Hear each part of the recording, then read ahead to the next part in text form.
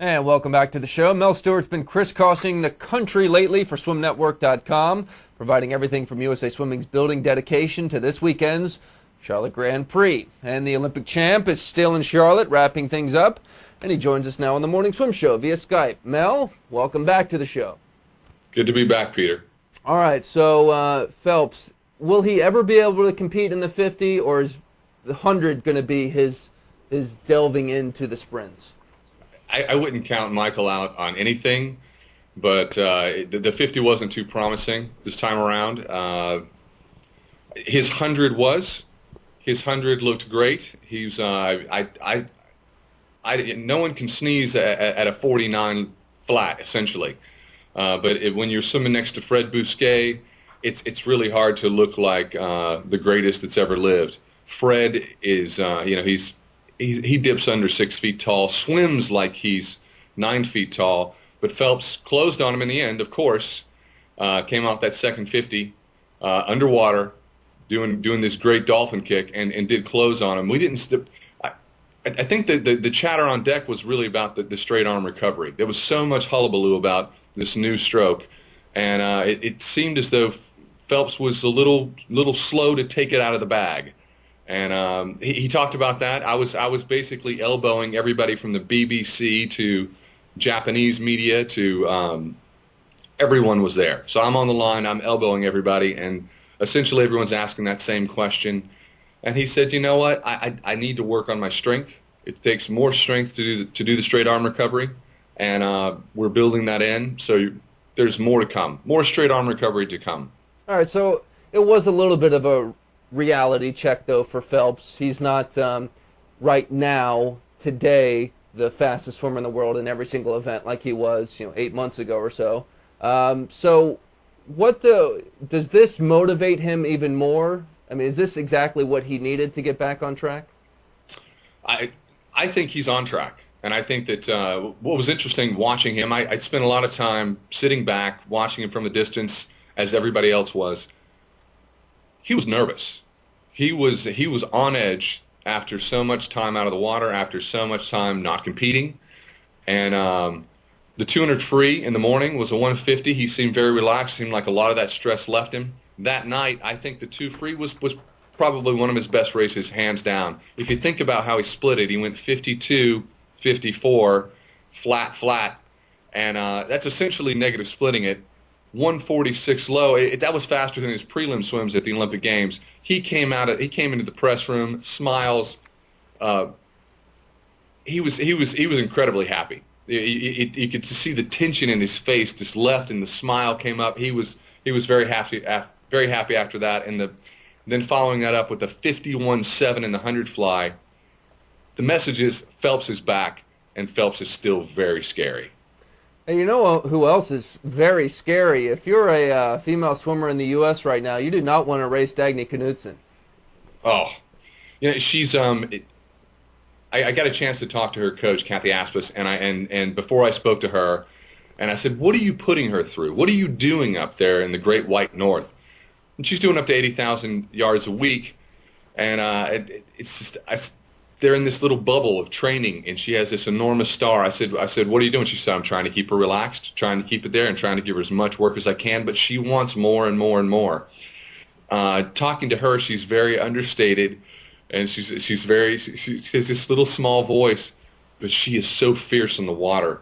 200 free, 158, 400 IM. I got her times 441, 400 free, 409. I missed the huge part of that 400 freestyle. Back in the press room elbowing everybody, but I saw the end of it with her going neck and neck with Hoff, and that was one of the greatest swims of the weekend. It's interesting, you had the 50 free, 21.3, Fred Bousquet, but that last part of the 400-meter free was a high point. She's a great story. I mean, we've had her and her coach on the show. They basically train by themselves. She's got a small group now that have joined her, but they're in 25-yard pools. Indoors, obviously, in North Dakota. I mean, it's a great small-town underdog, if you will, story. Well, the interesting thing was, after they swim, their races, they go into the warm-down pool. They're very tight, and you see them go over by the sports science guys there at USA Swimming, and they watch their races. Now, I watched everybody go through this scenario, go through this ritual. Kathy Aspis and Dagny Knudsen sat there the longest. Now, they must have watched their races over 4, 5, 6 times. They were there at least 30, 40 minutes after each race.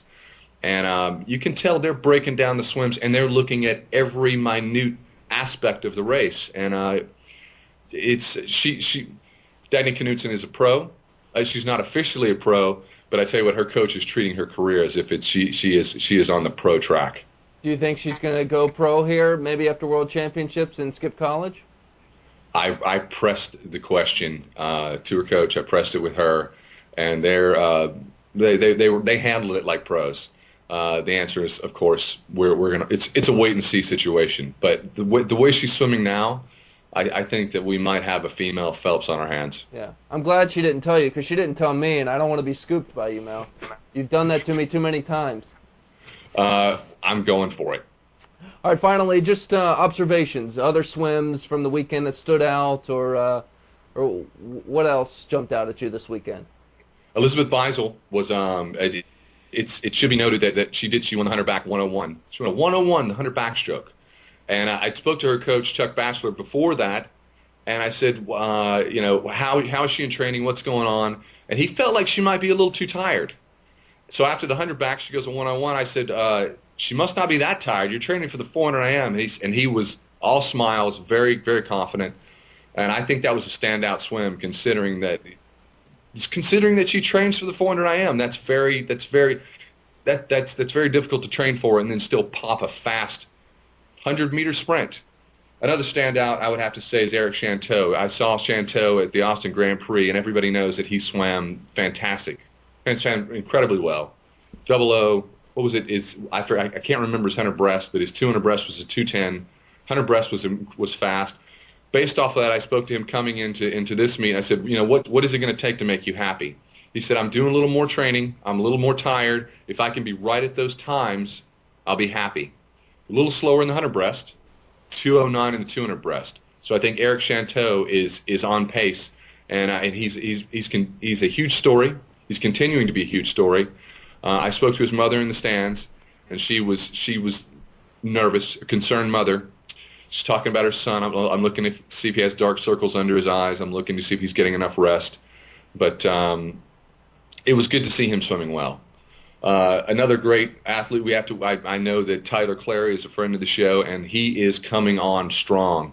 You have to note his 200 back. He got second to Pearsall, 157.05, 157 flat to Pearsall's 156.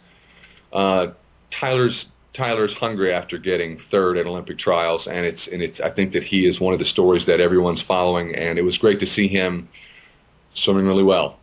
Aaron Pearsall, 53.300 back. Wow, that guy amazes me, because I wouldn't be surprised if that guy's just been taking it easy since Beijing and still did that. He's just so talented. That guy's incredible. I think what's impressive is we look at the 100 meters races, and we know that they can swim those swims based on their talent, based on a lifetime of base training. You look at the 200 because they can't hide. You look at the 200 to see if they're doing their work in the water. And the answer from Pearsall is that, I took a rest, much needed rest, felt good to do nothing, but just be at home. But he's been back, and he's been training. You don't go at 156 in the 200 back unless you've been putting it down in the pool, and he obviously has. He seemed to be taking everything in stride.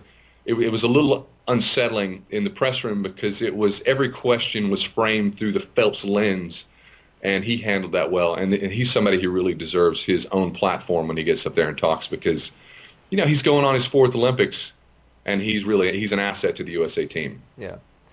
Mel, thanks for helping us break it down. Good talking to you. All right, thanks, Mel. That's Mel Stewart. By the way, Mel's got a great collection of videos on his website, goldmedalmel.com. Go check it out. After this break, we'll talk to water polo coach Adam Krikorian. Thanks, Mel. See ya. Learn from the best. Richard Quick, David Marsh, Eddie Reese, Frank Bush. Get faster now at championshipproductions.com.